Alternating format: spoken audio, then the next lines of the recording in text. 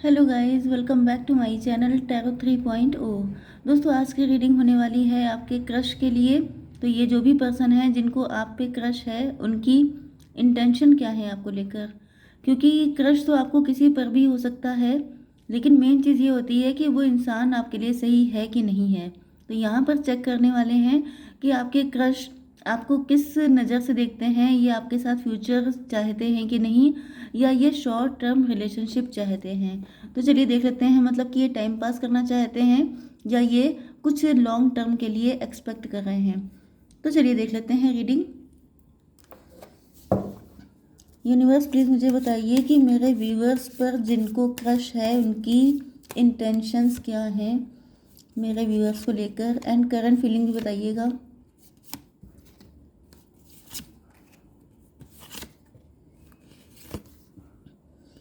Oh my God.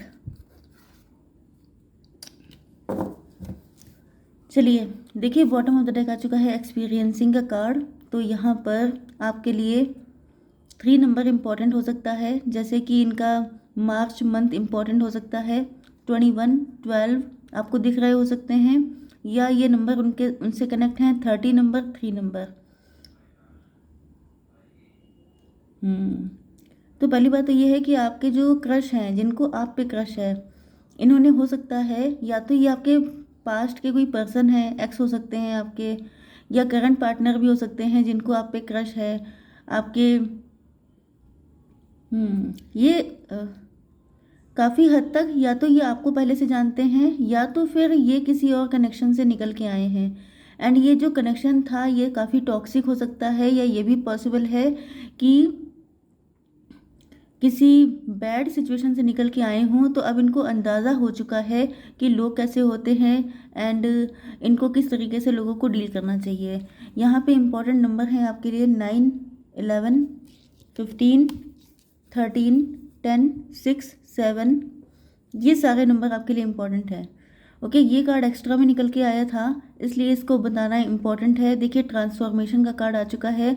तो यहाँ पर आपके जो एक्स हैं, इनकी ज़िंदगी में बहुत बड़े बड़े ट्रांसफॉर्मेशन आए हैं, या तो इनकी ज़िंदगी बहुत ज़्यादा स्ट्रगल वाली रही है, या तो फिर प्रेजेंट टाइम में ये बहुत तगड़ा ट्रांसफॉर्मेशन फेज से गुजर रहे हो सकते हैं। ओके, यहाँ पे लवर्स का कार्ड आ चुका है। तो ये ट्विन फ्लेम या सोलमेट हो सकते हैं आपके, एंड इनको यही फील होता है जैसे ये डिवाइनली गाइडेड कनेक्शन है। ये भी पॉसिबल है कि पहले इनके साथ आपका कोई ना कोई कनेक्शन था, भले ही बहुत डीप ना हो, भले ही बहुत इनिशियल लेवल का हो, बट यहाँ पर कनेक्शन था। एंड ये वो पर्सन भी हो सकता है जिनके साथ आपका कनेक्शन तो था, लेकिन ये किसी वजह से आपको छोड़ के चले गए थे, या तो इन्होंने किसी और से शादी कर ली थी, या फिर कोई सिचुएशनशिप भी हो सकती है।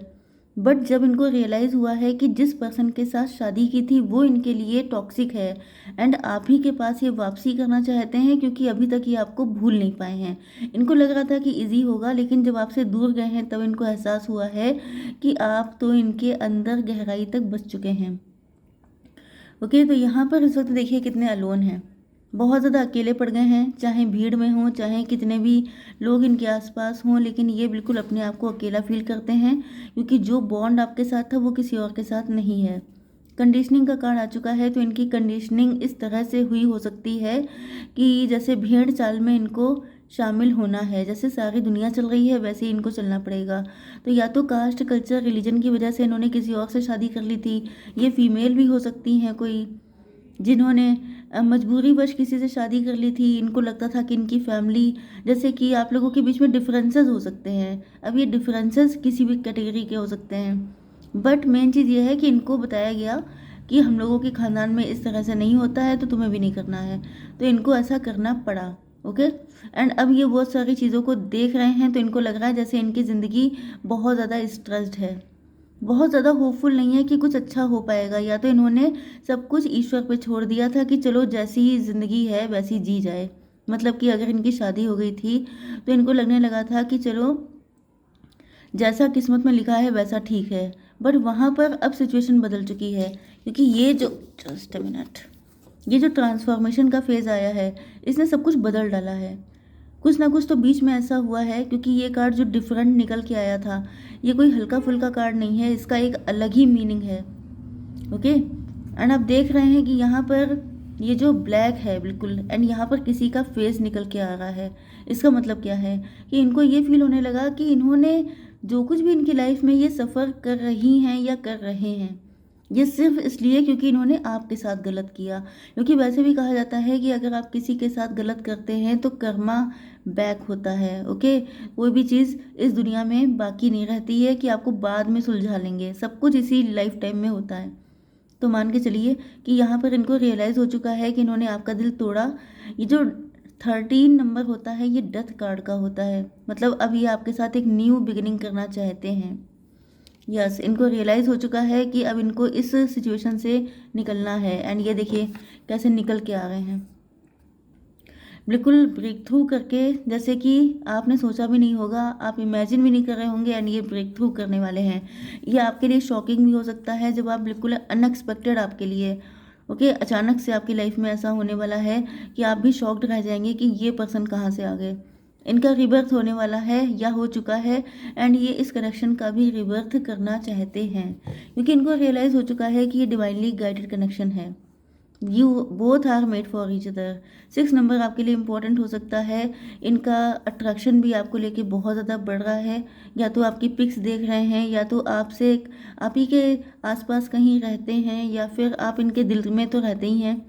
एंड ये देखिए यहाँ पर आप देख सकते हैं कि इनका अट्रैक्शन अटैचमेंट किस लेवल का बढ़ रहा है आपके लिए।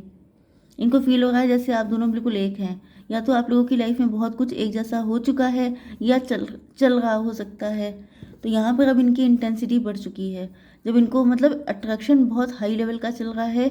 दूसरी चीज़ ये भी है कि इनके अंदर बहुत ज़्यादा एक फीलिंग आ चुकी है कि आप लोग बिल्कुल एक जैसे हैं, आप लोग मेड फॉर ईच अदर हैं, एंड आप लोग दोनों लोग अलग अलग खुश नहीं रह सकते कभी भी।